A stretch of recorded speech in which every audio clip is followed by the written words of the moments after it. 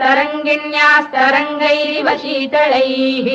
अभाङ्गैः सिञ्चते विश्वम् वेङ्कटेशाय मङ्गलम् श्रद्भूषाम्बरहेतीनाम् सुषमावहमूर्तये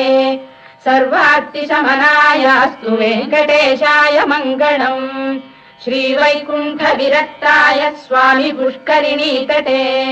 रमया रममाणाय वेङ्कटेशाय मङ्गलम् श्रीवैकुण्ठविरक्ताय स्वामी पुष्करिणीतटे